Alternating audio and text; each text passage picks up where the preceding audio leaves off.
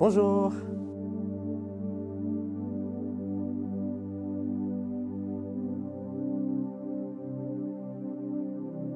Bien souvent, on croit que le Cénacle, c'est d'abord demander l'effusion du Saint-Esprit.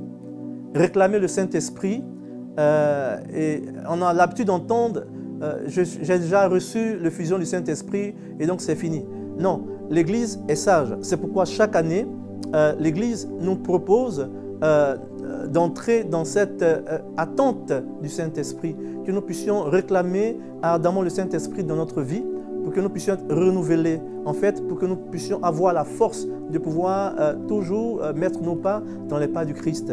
Et donc, c'est une Pentecôte que nous allons demander pour tous ceux et celles qui seront avec nous, une Pentecôte d'amour, une Pentecôte où nous allons demander les grâces du Saint-Esprit, une Pentecôte où nous allons demander à cet esprit de la promesse-là d'être sur nous.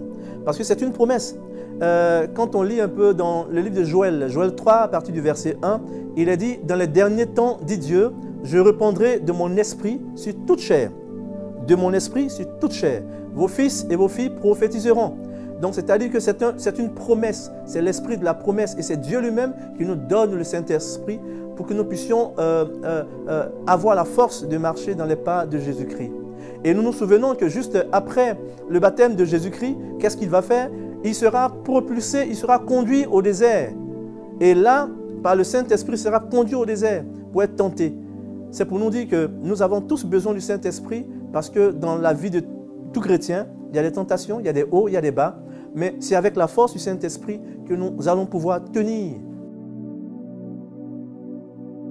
C'est l'esprit de la promesse. Nous nous souvenons que lorsque Jésus-Christ va monter vers son Père le jour de l'Ascension, il va demander aux disciples de se rassembler à la chambre haute et de passer le temps à prier. Prier pour recevoir le Saint-Esprit.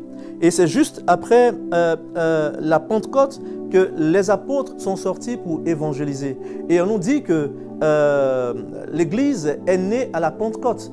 Donc c'est aussi l'anniversaire de l'Église que nous préparons à vivre ce jour de la Pentecôte. Et donc au Cénacle, nous allons vivre ce temps avec la Vierge Marie. Elle qui est appelée l'épouse du Saint-Esprit. Parce que là où la Vierge Marie est, le Saint-Esprit se précipite. Alors la Vierge Marie sera au cœur de notre Cénacle. Elle sera avec nous puisqu'elle a été avec les disciples. Et ce temps avec ses disciples au Cénacle, c'était juste pour rassurer, avoir une présence maternelle, une présence de conseillère, une présence qui rassure, qui donne vraiment assurance aux disciples pour leur dire que Jésus-Christ tient ses promesses, Dieu tient ses promesses et que le Saint-Esprit sera donné. Donc je nous invite de partout dans l'île, n'ayant pas peur de la distance, n'ayant pas peur des obstacles, mais venons pour que nous puissions vivre ce temps avec la communauté des béatitudes, dans un temps de cénacle où nous allons recevoir un temps d'enseignement, nous allons entrer dans un temps de louange, nous allons réclamer les dons, les fruits du Saint-Esprit, où nous allons prier ensemble, en famille. Alors j'invite tout le monde et passer aussi l'annonce à tous ceux et celles qui ont vraiment soif de Dieu, soif du Saint-Esprit, parce que s'il n'y a pas de Saint-Esprit, il n'y a pas d'Église. Et seul le Saint-Esprit nous donnera la force de pouvoir vraiment mettre nos pas dans la suite du Christ, chose qui n'est pas facile. Mais avec le Saint-Esprit, tout est possible.